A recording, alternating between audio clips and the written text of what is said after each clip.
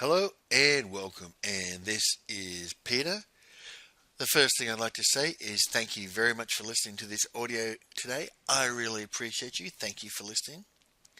The topic of today's audio is putting the past in the future. Okay? Putting the past in the future.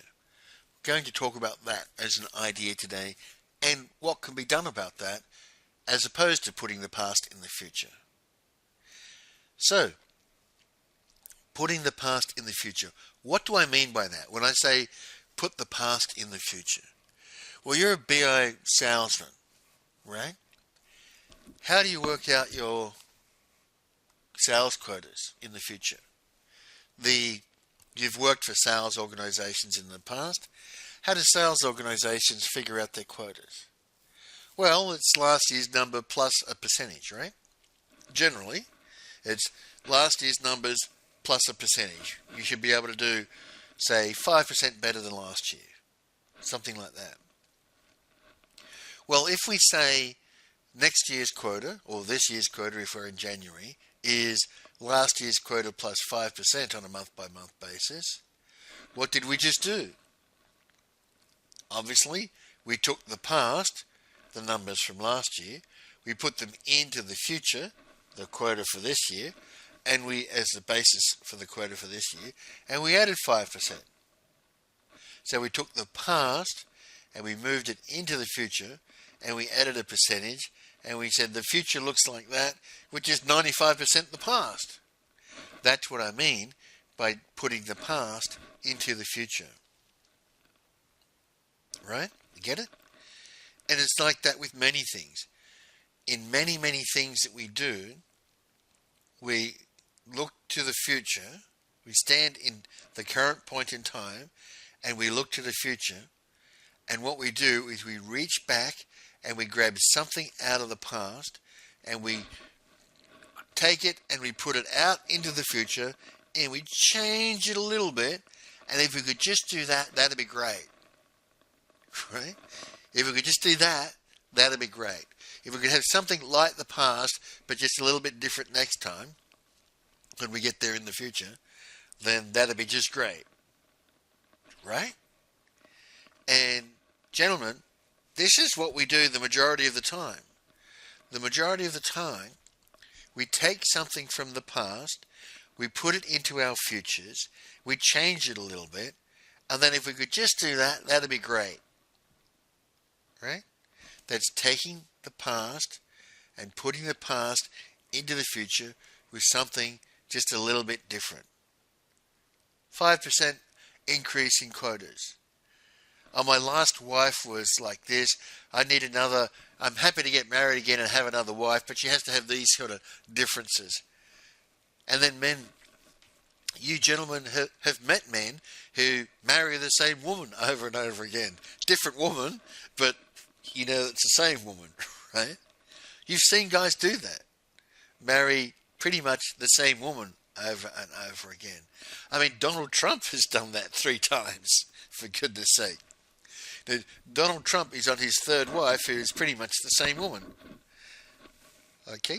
Each model's been a little younger than the current wife, but you know the woman he marries is the same age as the first wife, right? So we all know, man. I mean, Richard Burton actually married Elizabeth Taylor twice. So we see that this idea of taking something from the past and putting it into the future, and then just changing it a little bit, is very much putting the past into the future. It's like the change causes persistence of that which you want to change audio, which I did a while ago. I don't know if it'll keep the numbers, but it was number 15. If the numbers are still kept, but I might alter the numbers, right? We take the past, something that we wanted in the past and didn't work out quite as we wanted, or did work out quite as we wanted in some cases. We put it into the future, we change it a little bit, and if we could just get that to happen, we say that would be great. And this is going to work into my next audio of goals versus possibilities. A goal is very much something that you take from the past and you put it out into the future. You change it a little bit and you call it a goal because you think it's possible, right? Most people who set goals think the goal is relatively achievable, like a quota, like a sales quota. So sales quotas, and you're a BI salesperson, sales quotas or revenue quotas are things which are very much taken from the past, put into the future, a little bit of change, and perceived to be eminently possible. Because you can't get a sales rep to take on a quota that he thinks is stupid and can't be reached, right? That doesn't happen. The quota has to seem at least mildly possible to the average sales rep. I mean, I can remember my days back at IBM where the joke we used to have is the sales plan is the plan that's created and given to the sales rep such that when they find their way to manipulate it and get around all the shortcomings of it and to figure out how to get their quota using all the loopholes of the sales plan, then they're actually doing what you want them to do. Okay, when they found their way around the sales plan, then they're actually doing what you want them to do, was the joke we used to have at IBM. But the sales plan, the quotas with the sales plans and things like that, they were all something from the past put out into the future, seemed to be eminently achievable. Okay? So, this is kind of going to go over two audios. What's so not workable about that? What doesn't work very well about taking the past and putting it into the future, changing it a little bit, and then living into that future? Well, what's not so workable about it is you finish up in something a little bit like Groundhog Day. Okay? And I saw this quote the other day online that you might find very funny. This guy said what they should do with Groundhog Day is just tell everybody there's a new movie coming out. They've made a new movie of Groundhog Day. Tell everybody it's a new version and then re-release the original version. And he said that'd be hysterical. If they did that, that would be hysterical. That would get lots of people to go to the cinema and it would have no cost apart from the marketing. And I wrote back, I think that's just one of the best ideas I've seen for a long time. Say that there's a new movie, a new version of Groundhog Day out, and tell everybody it's a new version, advertise it like a new version, and then release the actual old version. I just thought that was terrific. But isn't that, gentlemen, isn't that something that we do in our lives? Isn't our lives a lot like, gee, haven't I been here before? Haven't I done this before? This is starting to look the same, particularly by the time you get to my age at 55. This is starting to look just a little bit too similar. This is just starting to look a little bit like Groundhog Day. Don't you see that? And of course you do. You see that, if you're doing things fairly similar year after year, you're living into you're putting the past out into the future, just the past a little changed, and you're living Groundhog Day to a significant extent.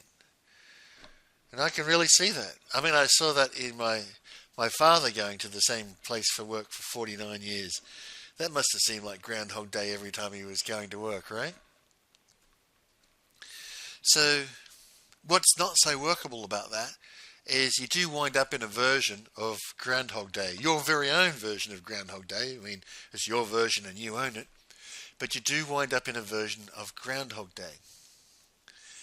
And the obvious question is my version of Groundhog Day, what I'm doing, is this really the best thing that I can do with this precious gift called my life? Is this really it? Is this the best I can do? Live a version of Groundhog Day? Live my past out into the future, slightly altered, but hey, it's good enough for me and I'll accept that. Is that what I really want to do? And there's a BI sales rep. A lot of what you are doing is living your version of Groundhog Day. If you're going out and you're selling pretty much the same thing to pretty much similar companies and making pretty much last year's income similar to this year's income, you're living your own version of Groundhog Day, right? And for you, that may be good enough. You may say, fantastic, that's good enough for me, I'll take it. This year is better than last year, I'll take it.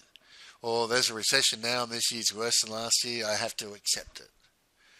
Maybe that's enough. Okay, for you, maybe that's enough. For those of you for whom it's not enough, that last year plus 5% is not enough, I'd like to do last year plus 50%, or last year plus 30%, or do something significantly better than last year.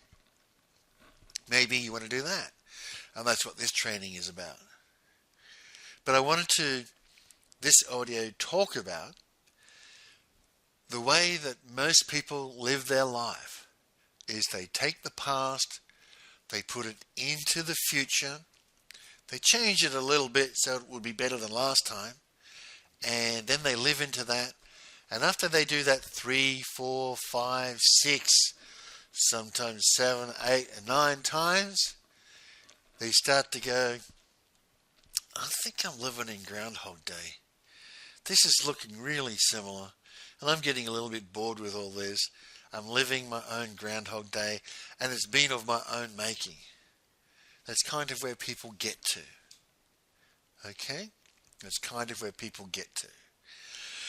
Now, in my next audio, so this is kind of the setup for my next audio, right? In my next audio, I'll talk to you about goals versus possibility. All right? I'll talk to you about goals versus possibility. Because doing what I just talked about, living Groundhog Day, that's called setting goals. Okay?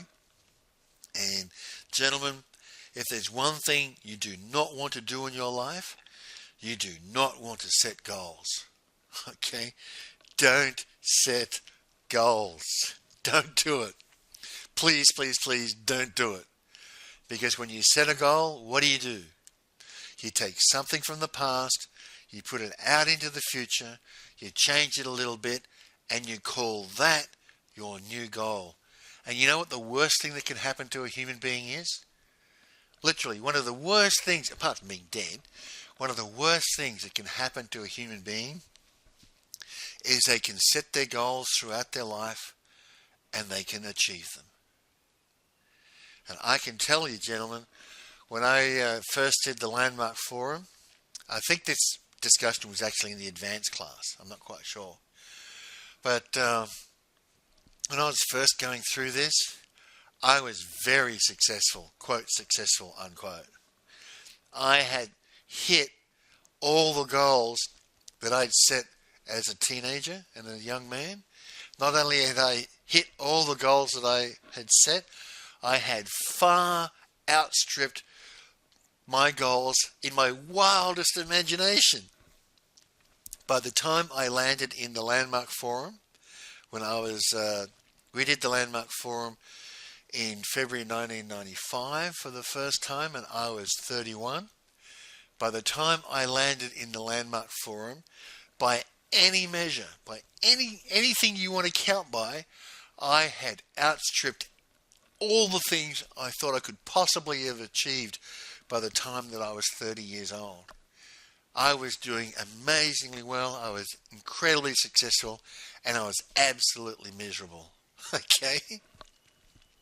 And I was miserable because my wife was being mean and nasty to me, and I had 2 small babies now. It's like, my goodness, my wife is a mean and nasty woman, and I've got 2 small children now. This is not good. Okay, that was me in the Landmark Forum in February 1995. Joshua was born in May 1993, so he was less than 2 years old at the time. So that was a real problem. Okay, that was a real problem. So in the next audio, I'm going to talk about goals and things like that. And I'm going to talk about why it's a really bad idea to set goals, and then what the other thing is that you can do. Okay? So this audio has been about most people live their life by taking something from the past, putting it into the future, changing it a little bit, like your sales quota, and calling that a goal. And I just wanted to talk about that and get you in the frame of mind of thinking about that. And are you doing that? Ask yourself, are you doing that? And if you are doing that, is that starting to seem a little bit like Groundhog Day to you? Okay, that's what you should be thinking about. So this is a short one. This is only 15 minutes. Now we shall move along. So with that, gentlemen, thank you very much for listening, and bye for now.